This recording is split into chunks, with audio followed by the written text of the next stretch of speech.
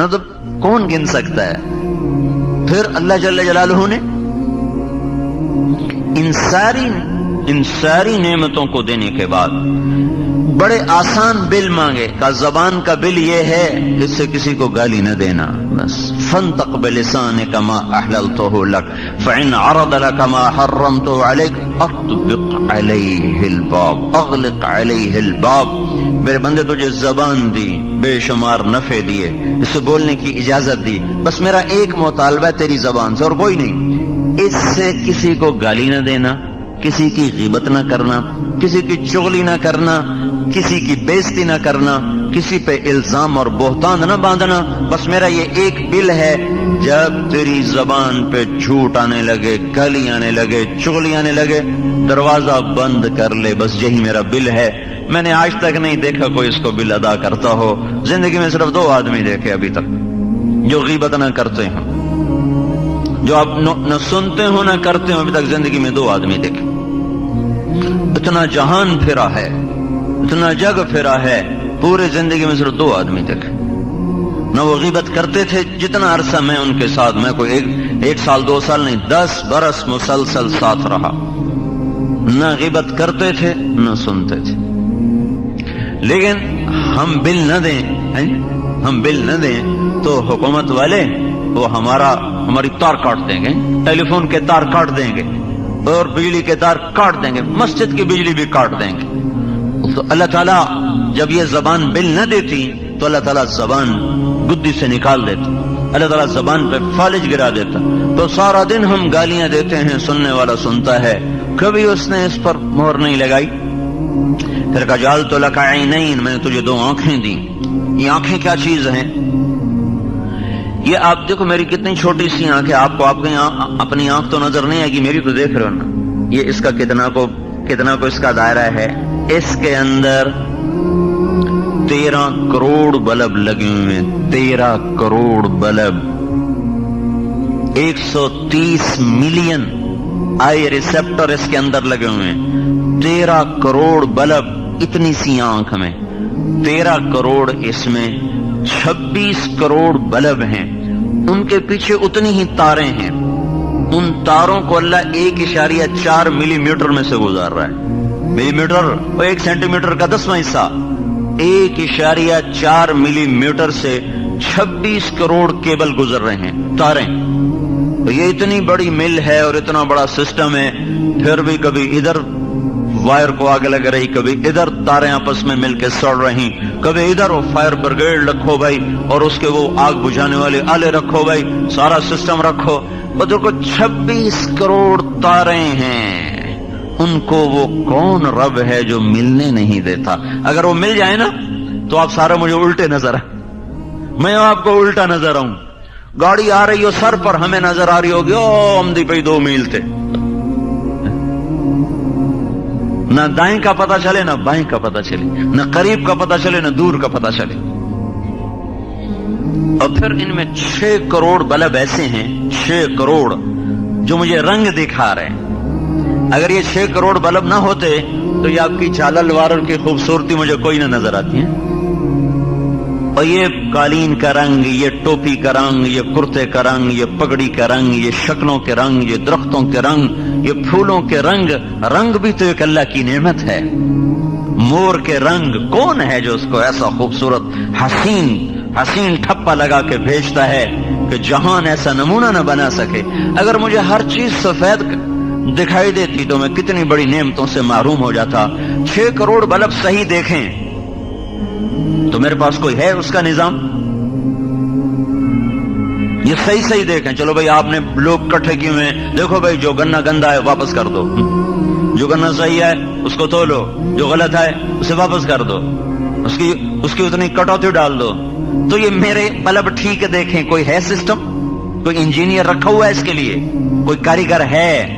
تو کون ہے جو 5 ارب انسانوں کی 2 آنکھیں ہوئیں تو 10 ارب، اور پھر کھرب ہا کھرب پرندے ان کی 2 آنکھیں، پھر کھرب ہا کھرب جانور، کتے بلے بھیڑ بکریاں خرگوش اور چونٹیاں، مچھر، بھنورے، پتنگے، پروانے، کیڑے مکوڑے، حشرات، سانپ، بچھو اور گدھ اور عقاب اور فاختہ اور بلبل اور عندلیب، اور سمندر کے اندر کھرا بہا کھرب مچھلیاں جن کے آگے اندھیرا پانی ہے۔ ہمیں تو سورج ملا، مچھلی کو سورج تو نہیں ملتا۔ چند 100 فٹ کے بعد سورج کی روشنی سمندر میں نہیں جاتی۔ اندھیر پانیوں میں کون ہے جو کھرب ہا کھرب مچھلیوں کی نظروں کو ایسے خوبصورت ان کو اللہ تعالیٰ نظام دے رہا ہے کہ وہ اندھیرے میں بھی ایسے دیکھیں جیسے روشنی میں دیکھیں۔ تمام کائنات کے جاندار، انسان، چرند پرند، حشرات کی نظروں کو دیکھنا اور ان کی تاروں کو جدا جدا رکھنا اور پھر ان کو صحیح صحیح دکھانا اور غلط سے بچانا اور اس کی تمیز کروانا، یہ کون ہے جو کہیں ایک جگہ بھی خطا کے بغیر سارا نظام چلا رہا ہے؟ ذالکم اللہ ربکم الحق، یہ تمہارا رب ہے اللہ جو یہ سب کچھ چلا رہا ہے۔ کہیں بھی تو نہیں بھولتا وہ، کہیں اتنا بڑا واپڈا ہے، اتنا بڑا محکمہ ہے، روز وہ تارے بھی جل رہی اور وہ سارے گرڈ میں آگ لگ رہی، وہ کھمبے گر رہے، اتنے نظام چلانا، پھر دکھانا، پھر سمجھانا، پھر تمیز رکھنا، پھر بیٹوں کو دیکھتے ہوئے اور جذبہ ہو جائے، بیٹی کو دیکھتے ہوئے اور جذبہ ہو جائے، بیوی کو دیکھ کے اور جذبہ بنے، ماں کو دیکھ کے اور جذبہ بنے، باپ کو دیکھ کے اور جذبہ بنے، دوست کو دیکھ کے اور جذبہ بنے، سانپ کو دیکھ کے اور کیفیت بنے، خرگوش کو دیکھ کے اور کیفیت بنے، پھول کو دیکھ کے اور کیفیت بنے، پاخانے کو دیکھ کے اور کیفیت بنے، سرخ سفید پوش برف کی چوٹیوں کو دیکھ کر اور کیفیت بنے، اور دشمن کو دیکھ کے اور کیفیت بنے، پانی کو دیکھ کے اور کیفیت بنے، باغ کو دیکھ کے اور کیفیت بنے، اور کوڑے کے ڈھیر کو دیکھ کر اور کیفیت بنے، قرآن کو دیکھے تو اور کیفیت بنے، بیت اللہ کو دیکھے تو اور کیفیت بنے، روضہ رسول کو دیکھے تو اور کیفیت بنے۔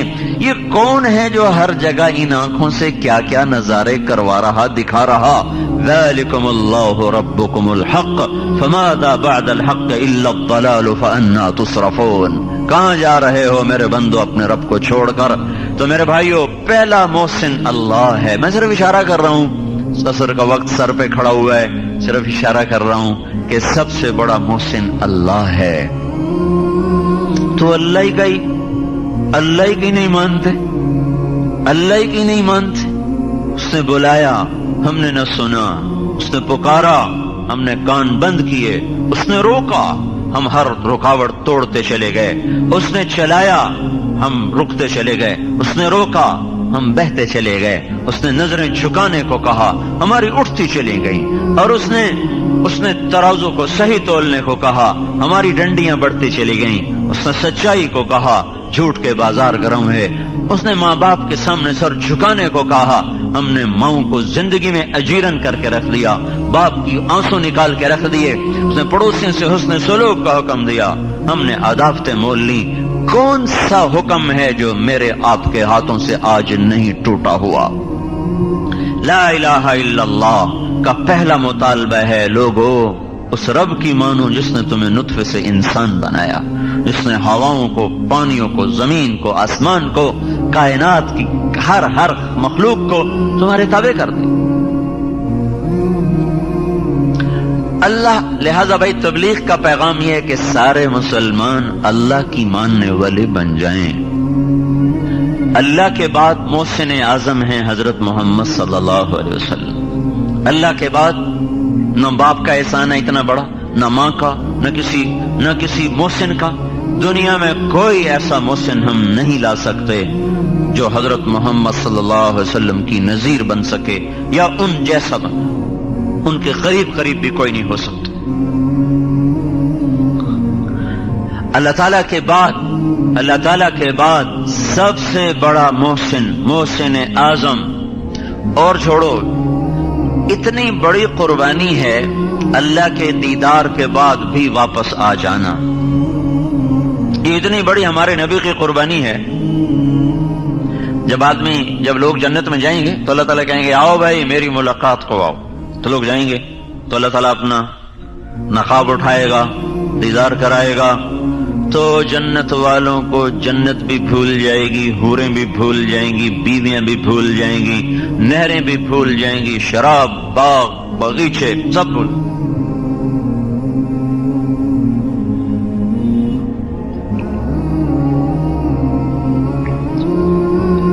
جب اللہ تعالیٰ نقاب گرائے گا تو کہے گا جاؤ، کہیں گے نہیں یا اللہ ہم نہیں جاتے، ہمیں کچھ نہ دے، ہمیں جنت نہیں چاہیے، ہمیں حوریں نہیں چاہیے، ہمیں کسی کی ضرورت، بس تو ہمیں اپنا دیدار کراتا رہے، ہم اس کے علاوہ کچھ نہیں چاہتے۔ جنت والوں کو جنت اچھی نہیں لگ رہی، اللہ کے دیدار کے بعد تو لوگ جنت نہیں مانگیں، حوریں نہیں مانگیں، بیویاں نہیں مانگیں، غلمان نہیں مانگیں۔ اللہ تعالیٰ فرمائیں گے اچھا جاؤ 8ویں دن آ جایا کرو، جمعے میرا دیدار کر لیا کرو۔ وہ کہیں گے جمعہ کب آئے گا، ہمیں بس کچھ نہیں چاہیے، بس آپ ہمارے سامنے بیٹھے رہیں، ہم آپ کو دیکھتے رہیں، آپ ہمارے سامنے رہیں یا اللہ، ہمیں اور کچھ نہیں چاہیے۔ ہاں جنت الفردوس والے ایسے خوش نصیب ہوں گے جن کو اللہ صبح بھی دیدار کرائے گا، شام بھی دیدار کرائے گا۔ تو اللہ تعالیٰ کے بعد بھائیو حضرت محمد صلی اللہ تعالی علیہ وسلم کا انسانیت پر احسان ہے، امت پر احسان ہے، جس کو اللہ نے کسی نبی کو ایسی پیشکش نہیں کی۔ سلیمان علیہ السلام کو حکومت دی، ہوا تابع کی، جنات تابع کیے، بس سارے جہان کی حکومت نہیں دی، فلسطین کی حکومت تھی، لیکن اللہ تعالیٰ نے ہمارے نبی کے سامنے پیش کر دیا۔